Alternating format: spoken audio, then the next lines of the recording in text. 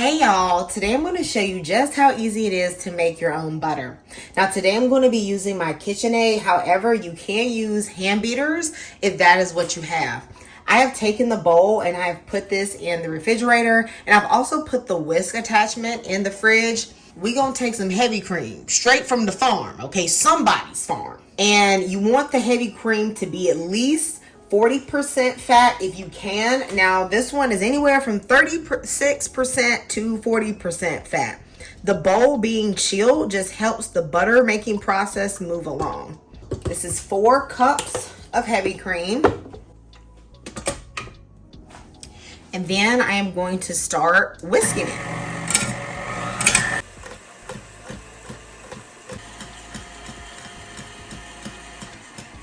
The heavy cream has been beating for about 3 minutes straight. We're at the place where it pretty much looks like whipped cream, and I know some of y'all want to stop here, but just push it a little further. Let me know in the comments if you have ever made butter before, especially if you grew up on a farm or just had your own cow. Did you ever make butter at home? I feel like it tastes so fresh. Okay, I'm going to go in again and wipe down the sides. As you can see now, it has begun to break. It's not fully there, but we're almost there.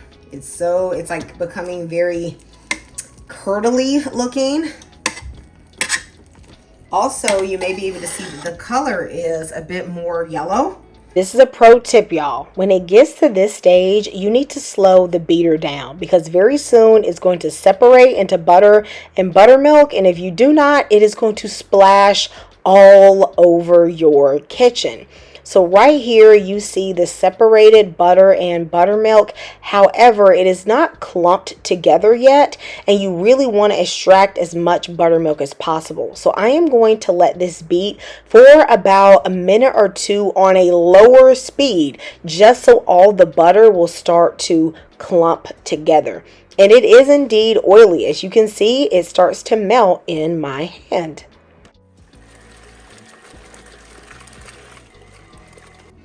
You see how now it's clumped together on the beater? That's what you want, okay? When your beater, wants to like slosh buttermilk around, that's when you know you're good to go. I have washed my hands, and I'm gonna go in here and get this butter out.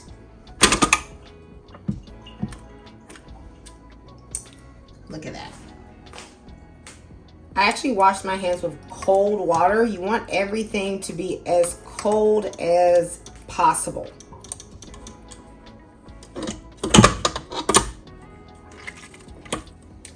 I'm gonna squeeze my butter just so I can wring out as much of the buttermilk as possible.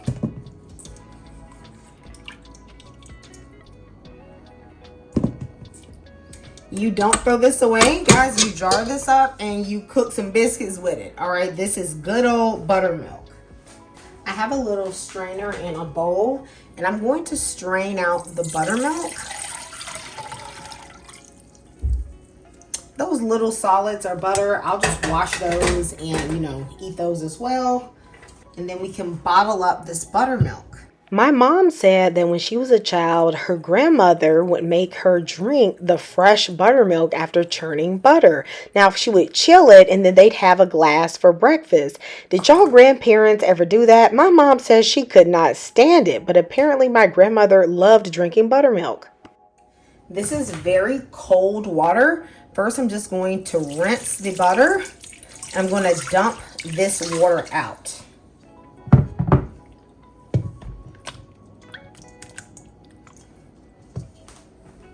Now I'm going to put the butter in a cheesecloth, but you don't need a cheesecloth. You could also use, these are like fabric towels from Walmart. They're very cheap. I use them a lot. You could use those as well. And I'm going to put my butter in it. I'm going to place it in my bowl and then just pour cold water over the butter. Then I'm just going to sort of press the butter while it's still in the cloth around in the water. This way, any more buttermilk can just sort of come out of the butter while keeping the butter pretty contained. See how it's still a bit cloudy? You want to keep doing this until the water runs clear.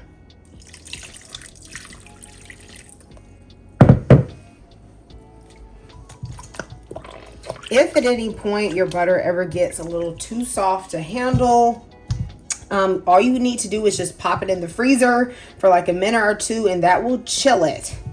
But remember, you want to be using very cold water. Ice cold is the best, but y'all, I don't have an ice maker, so I'm just using really cold water for my fridge. You have to actually do this step. If you do not, your butter is not going to last very long. So you really need to make sure that you get out as much excess buttermilk as possible, because that is really what causes your butter to spoil. I'm going to rinse this out, and I'll probably have to do this one more time. I'm going to add some more cold water. This will probably be my last rinse. Okay. At this point, the water is clear, so my butter is well washed. I'll let my butter just chill out in the fridge for a few minutes so that it can get hard. Definitely want to always make sure your butter is not so soft that it's going to be melting. Looks beautiful. I do want to add a little bit of salt just to assist with the preservation. You can have it just like this, but remember, this is sweet cream butter. It's fresh butter. I'm going to be putting about a half a teaspoon of salt in the whole block of butter. You can do this with your hands. I'm going to start trying to do it just very quickly, and then I'm sure I'll move over to a spoon. Of course, you don't want to let your body heat melt the butter either. So I'm just going to try to do this really quick. At this point, you can infuse the butter with herbs or garlic or, you know, any sort of flavoring you want. Those things are really excellent with homemade butter. But I'm just going to keep mine plain today so that I can slather it over some bread. I have a small butter container. Okay, looks just like this. Got it from Walmart, and I lined it with a little bit of plastic wrap. I'm going to use this to shape the butter. I added the plastic wrap because, of course, I want to take this out. However, this dish is designed to hold butter at room temperature. So if you know that, you want to just leave this butter at room temperature, then you could leave it in here. I do find with homemade butter, it's a lot harder to get out all of the buttermilk. So if you do want to keep this at room temperature, like for breads, I would suggest using it within a few days. It's been a few minutes and my butter is out the fridge. It should be hard and set. I'm going to press a warm knife down the sides just to loosen the sides a bit. To help shape the butter a bit, I'm just going to pat it with a spatula to get it a little bit more of a perfect square.